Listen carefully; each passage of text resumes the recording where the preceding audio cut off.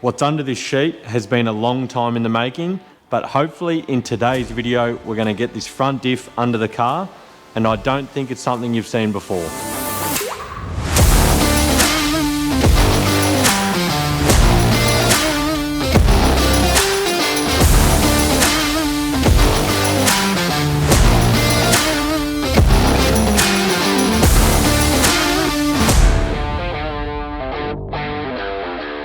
So it's been a little while since I've worked on this car. I haven't put out a video for a while, but nothing's really changed since I done the roof cage setup in the previous video of this car.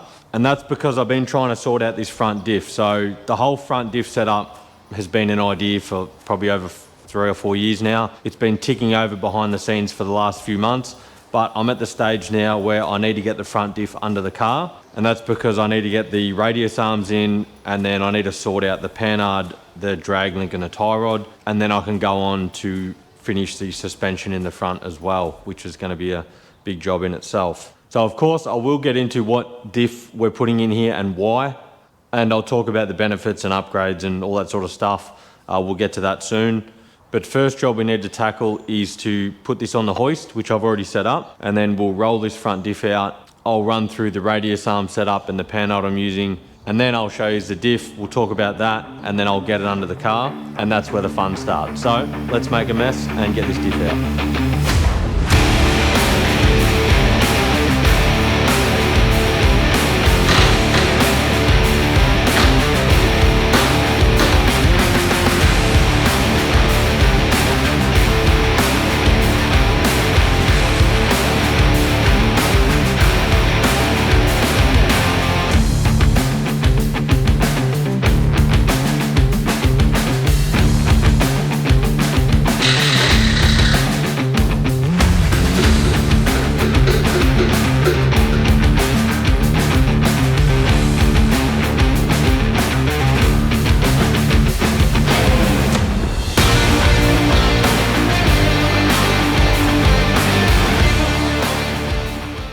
Well, that's the front end out. It really only takes like 20 minutes when there's nothing on the front, no shocks and sway bar and all that sort of stuff. So easy to get out. It's a little bit light under the front, but I've got some jack stands at the back holding the back, so it's not gonna go anywhere. And while I was here, I just changed the factory rubber bump. The one that was on here had the broken off end, so I just swapped that out because I'm gonna use these as a reference as to where this diff's gonna sit.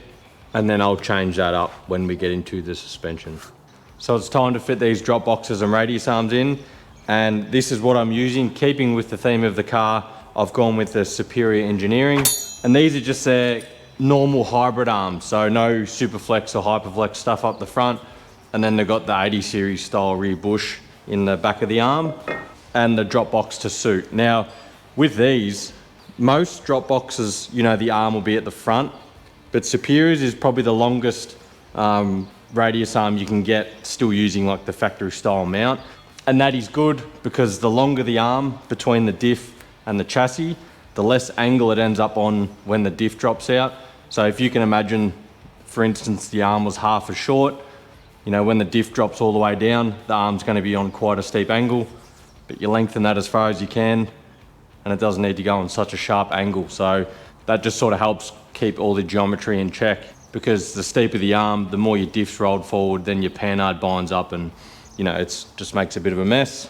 And they come with the little spacer to go in the chassis where the mushroom bushes would go, and then the bolts to suit as well.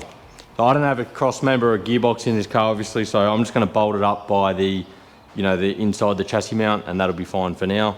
So we'll get the drop boxes in and see how it looks.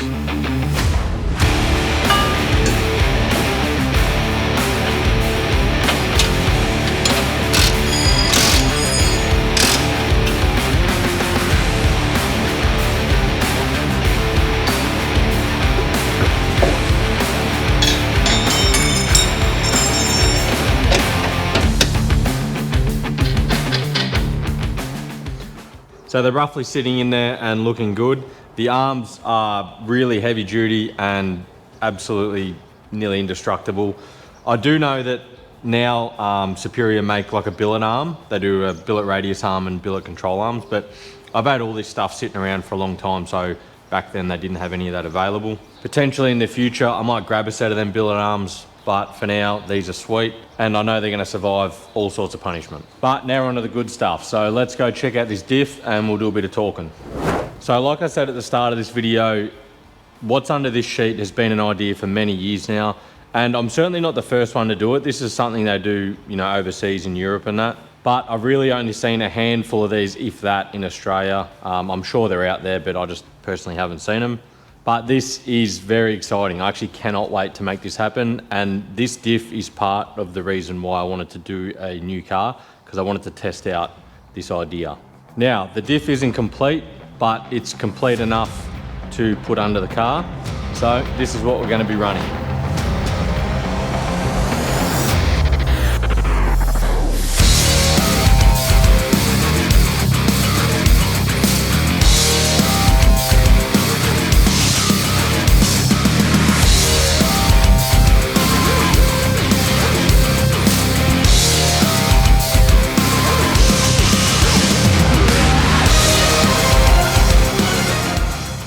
It's a custom housing and we're running Dana 60 knuckles and 35 spline axles the whole way through.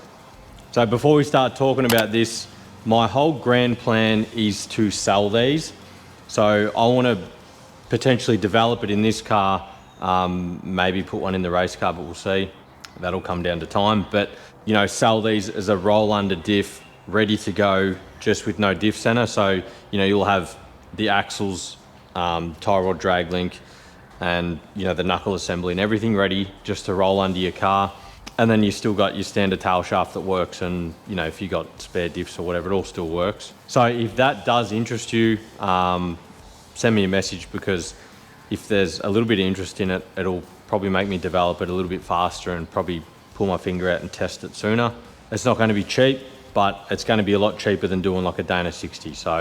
So the core housing, which is the pumpkin bit, the axle tubes and the radius arm mounts, I actually got in touch with Matt Kinsella up in New South Wales. He runs a shop, Kinsella Customs, and he does heaps of cool stuff. And I'd been looking for someone to sort of work with and help out with a couple things in designing this whole diff. So he was nice enough to jump on board, and he sort of modeled it, and we had to make a few modifications. But then they were able to make up the housing itself and then send it down to me. So essentially this is just a GU housing. It takes a patrol center, you know, it's standard patrol radius arm mounts.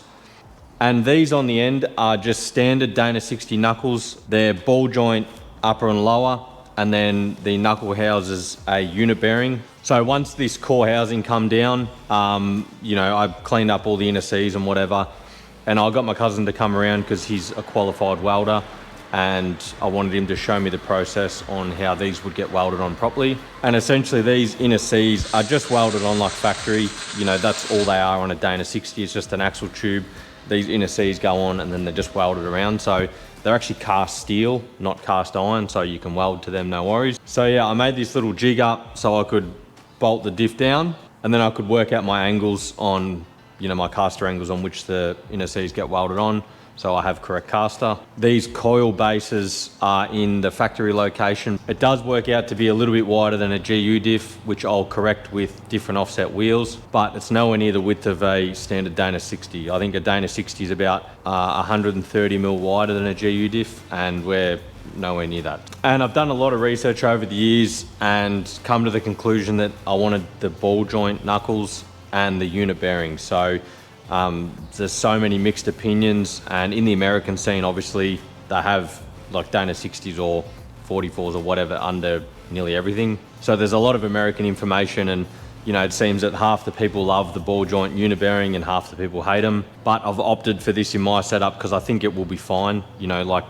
this knuckle assembly is set up for an F250 or that size truck, you know, big weight, and this thing's going to be nowhere near the weight that, you know, potentially an F250 would be. And for ease of serviceability as well, you know, like there's no CV grease, there's no wheel bearing grease or adjustment or whatever. The unit bearing just bolts on, the axle slides in. It's got like an exposed uni joint, I suppose you could call it. So it should be very easy to service or out on the field, you know, minimal mess and that sort of thing, because I'm just sick of pulling GU fronts apart and, using half a ton of rags and making a mess everywhere. Now you might be thinking, why did I keep the Patrol diff center? Because potentially that's the weak point now. And the reality is I actually have never really blown a diff up from being rough. Like I've certainly damaged gear sets from like broken axle pieces floating around, or you know, some sort of other issue, but I've never actually like driven into something and like detonated the front diff. So for me and my driving style, essentially the diff strength is up here, but the rest of the diff is down here. So I want to try and just bring the rest of the diff up to this success that I've had with the diff center, which has been good. And yes, potentially, you know, it will just break a diff center, but I don't really want to change my driving style. I just want the diff to last. Like I want axles and that to last. And I think this is a good way to go about it, because it's still, you know, somewhat cost effective. I know it's a lot of work, but it's still relatively cost effective for the outcome that you end up with. And when it comes time to do the diff, you know, I'll get into it at a later date, but I'm going to buy a brand new gear set. I'm going to isotropic treat the gears so they're as strong as they can be. I've got a brand new locker to go in this sitting on the shelf. I've got a upgraded billet locking ring for the locker. A mate of mine makes them. If you do want them, send me a message and I'll put you onto him. And then obviously we're going to have brand new axles. So the inner axle will be a custom length, but the outer axle and everything on the outside will be standard Dana 60. So new axles. So everything's sort of brand new and it's all on the same level, and I'll just see how long it survives. And there's potential I might get years out of this and not have one issue. Then it's all worth it, you know. But I could do one drive and punish it and blow the diff up. So it's sort of a bit of an unknown, but just going off my past history, I really don't think it will be an issue for me, but we'll see. The main thing is to stop things like this as well. So this is the last thing that I broke in the race car. I broke the short side axle in the diff and it takes out the locker. Now this is very common if you break front axles, especially the chromos or whatever. I've broken them all in the diff. I think I've broken 6 or 7. They've all been in the diff, but luckily it's only taken the locker out once, which is this little stub. So generally that's every time I've broken one, that's what comes out of the diff. And that's obviously expensive in itself. You've got to pull the whole front end apart, you know, a new locker end cap, a few $100s, you know, put it all back together, probably some new bearings, oil, axles, you know, blah, blah, blah. It all sort of adds up. You know, if you do that 5 or 6 times to a diff housing, you know, yeah, the cost would be astronomical. And also hubs as well. I broke this hub at the same time as breaking that axle. And, you know, I've maybe broken 8 of these potentially around that. The good thing about this is the hub is a good weak link, so it's easy to change. It's 6 bolts, take you a minute to change. And that's something that this diff is not gonna have. Like it's not gonna have a weak link like this sort of hub, because I am running like drive pucks or drive flanges. But all that sort of in-depth stuff will be discussed, probably most of it in this video, and then I'll probably do another video where the diff is complete and I'll go through the parts that I'm using. So just as a comparison, this is just a dummy axle that I bought for something else that's coming up soon. And this is a standard 31 spline front. I don't know if the camera will really portray the size difference, but it's massive. You know, essentially this 35 spline axle is the same as a H260 axle in the diff end. Should never really break a front end. You know, this is going to be strong. Now I am converting back to 6 stud. So currently as we speak, I've got some unit bearings getting converted back, and that's just because I don't want to buy 8 stud wheels. Yeah, the choices aren't as good as 6 stud. And then, you know, I don't really have any interchangeable wheels. So yeah, it'll be going back to 6 stud with genuine Nissan studs. So that's the basics of it. I'm going to pull the knuckles off because it's quite heavy with all the knuckle and everything on it. And then I'll get it under the car, put it back together. And then pretty much I've just got to work out where the Panhard and drag link are going to go, because everything's on the front of the diff, but I'll discuss that when I show you the front. It's welded to the bench at the moment. But if you do have any comments about this, or you are interested, like I said, drop a comment or send me a message. You know, I haven't really been able to ask anyone who's done this before, so I'm sort of just working it out as I go. But let's just pull this side off and get it under the car.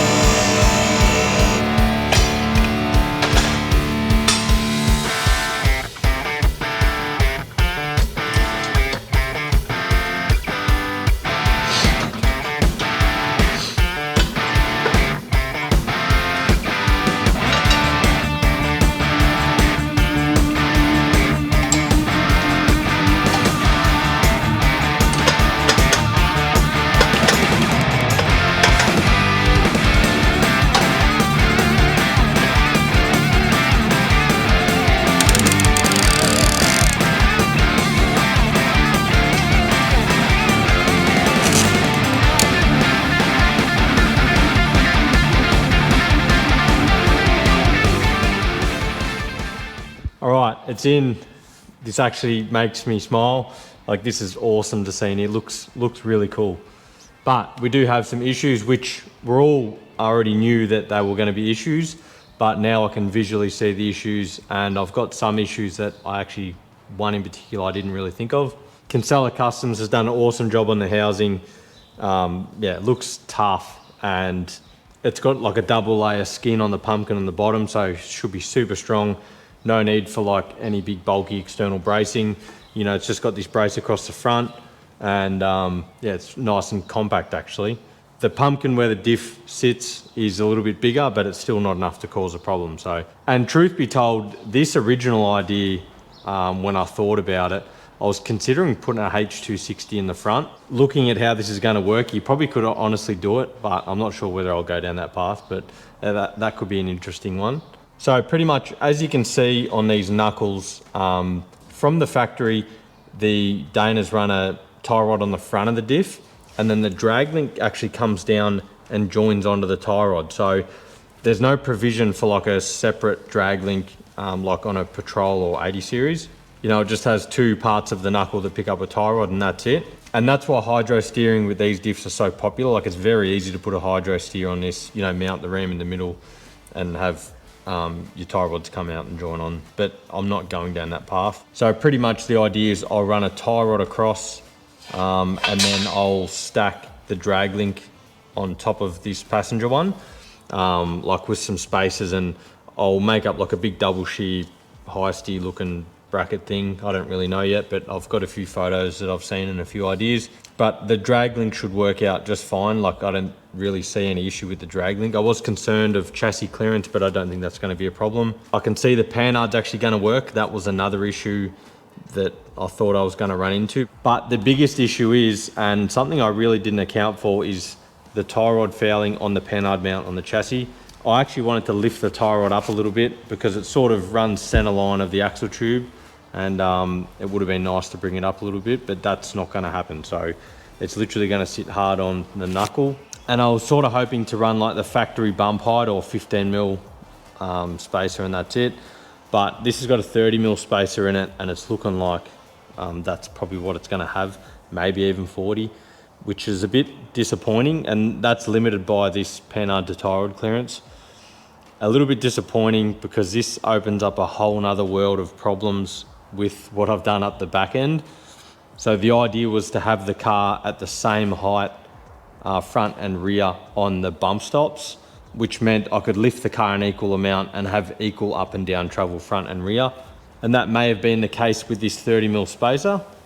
But the problem is, I sort of set the back up to roughly run at 2 to 3 inches of lift, and that runs the 12-inch triple at 50-50, so 6 up, 6 down.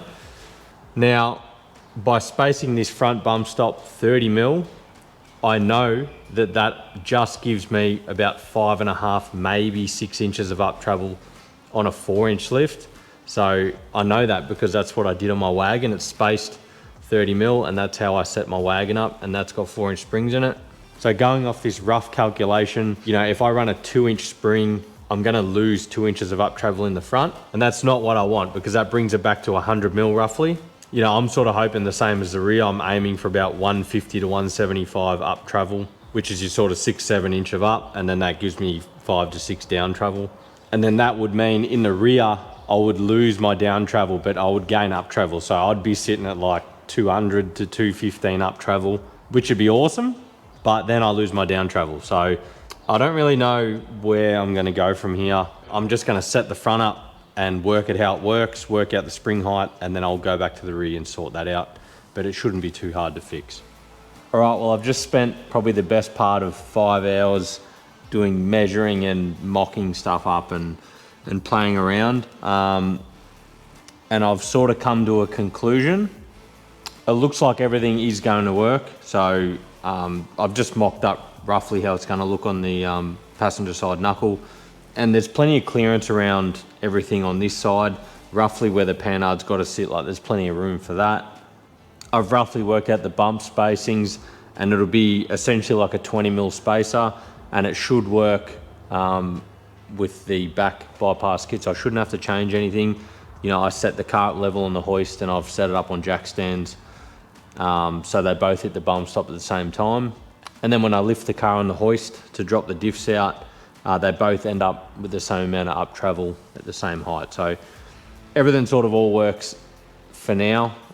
That may change once suspension starts going into it. But still, the biggest problem is the chassis Panhard mount. So the bump stops aren't all the way down, which they won't be, it needs a 20mm spacer, but the tie rod hits the Panhard mount, definitely. So that's something I need to rectify. I'll probably run offset heams to get a bit more clearance, but I'm thinking of raising the chassis and Panhard up about 40 to 45mm, and then I'll chase up drag link tie rod, and then we'll mount the Panhard. So stick around in this video, because when I come back, hopefully I've rectified some issues and I've got some parts. All right, well, it's been about 3 months since I took that previous footage. Now, a little bit's happened in that time. I've made a little bit of progress here, but the main reason it's been so long is it's been a massive process, just like measuring and figuring it all out, and then getting parts and changing parts and just making sure it all works. And along with that, it's been Christmas and New Year's, and I've been taking on way too much work in here. So it's been quite a busy few months, but I do have all the pieces here ready to finish this front end where I wanted it for the end of this episode. So let's get into it. So for starters, I've got the unit bearing bolted up. Now these are new unit bearings and I've had them converted back to 6 stud. We've bored them out for 35 spline axles.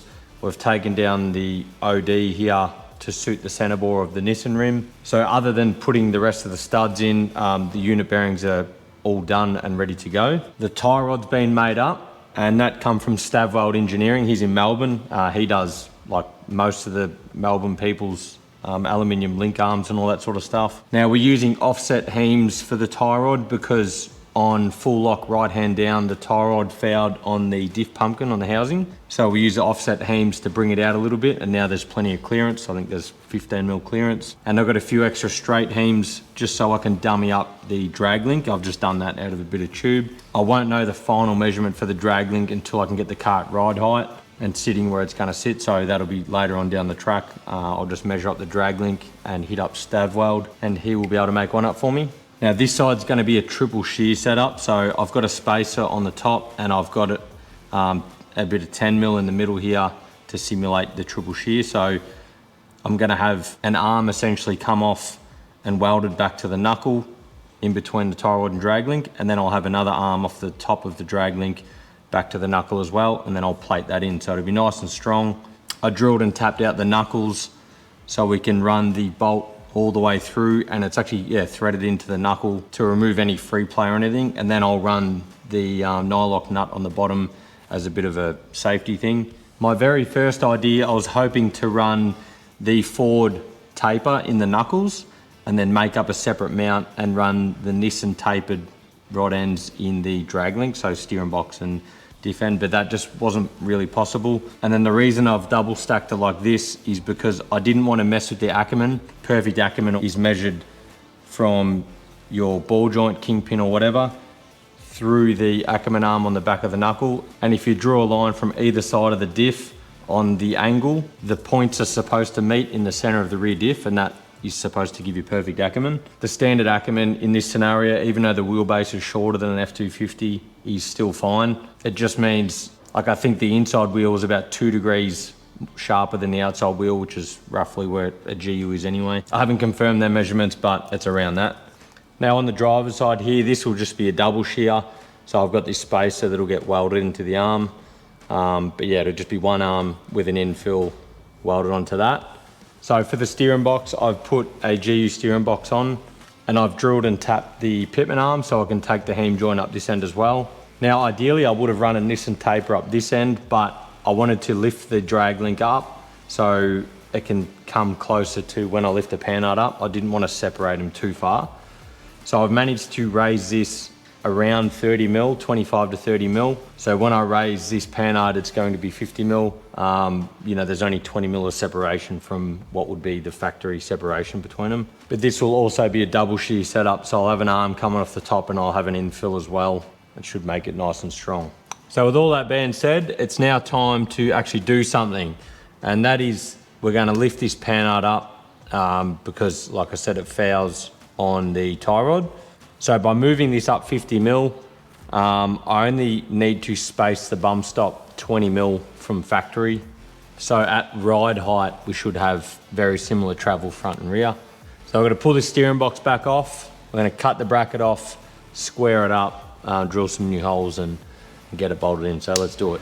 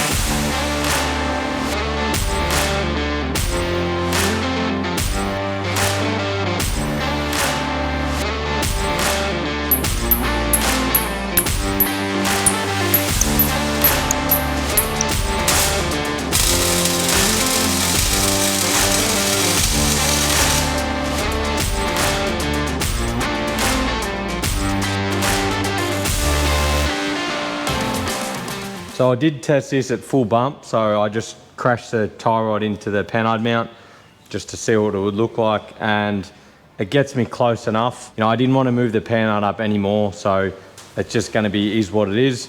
Whatever the bump stops work out at is what it's going to be, and then I can make the rest of the suspension to suit that. So I'm going to put the steering box back on. We're going to lower this to ride height, and then we'll work on the diff end Panhard mount. So you've probably already noticed, but I'm running the Superior Engineering adjustable solid Panhard up the front. And I like these Panhards because they have so much adjustment. And because with this diff, I didn't know where the Panhard was really going to land, I wanted as much adjustment to play with as possible. So I am doing a little upgrade to these. So because the chassis mount runs a nut and bolt style, and then the diff end from factory has a bigger hole, and that runs like a stud that's welded onto the diff. Now I'm going to a nut and bolt at the diff end because the way the bracket's going to work, and it's going to be a bit easier for me to integrate like a U bracket welded somewhere with a nut and bolt. So I needed to swap this bush out in the end. I needed to swap it for something obviously like this chassis end one. So I spoke to the guys at Roadrunner Off-Road, and they recommended these bushes that they have. So these actually have a hard outer shell. The factory Panhard does not have like an outer shell on the bush, it's just rubber outer. So Cam's actually raced with these in, and he reckons they last 3 or 4 times longer than the standard Panhard bush. So I was more than happy to give it a go. So I've got 2 bushes here. I'm going to replace the top one, and then obviously I'll replace the diff end one, and then I'll be able to nut and bolt each end. So I'll quickly swap them in, and then we'll work on this mount.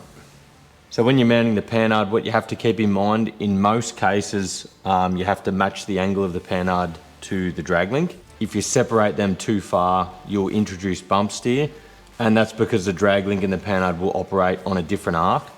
Now in a setup like this, or a standard patrol and that, you're never going to get the perfect angle because the drag link's longer onto the knuckle, and then it's longer onto the steering box. Like ideally you'd have the Panhard and the drag link exactly the same length and exactly the same angle, but that's unachievable. So for the most part, it's just close enough, and then match the angles. There are some rare cases where you can slightly mismatch angles to optimize the arc of each one, but in this case, I'm just matching the angles and going from there. Now the angles will be different at full bump and full droop. So I've just got the car sitting pretty much at ride height, and I'll match the angles at ride height. And that pretty much means the bottom of the Panhard rod is equal with the top of this coil base. Now I only lightly tacked this coil base on because I anticipated this happening, and I'm going to integrate the Panhard mount into this coil base so it's all nice and strong. Because the Panhard's up quite high, it's going to have a lot of leverage on the mount as opposed to being mounted directly to the diff or central of the actual tube. So I want this mount nice and strong, which I can achieve that integrating it with this coil base. And that was another reason why I lifted the drag link at the steering box end, because the steeper I could get the drag link at that end, the lower I could bring this end. So if I didn't raise that end up, this Panhard would be even higher, which yeah, would be a bit annoying to mount. So we'll modify some drawings and we'll start cutting some stuff out.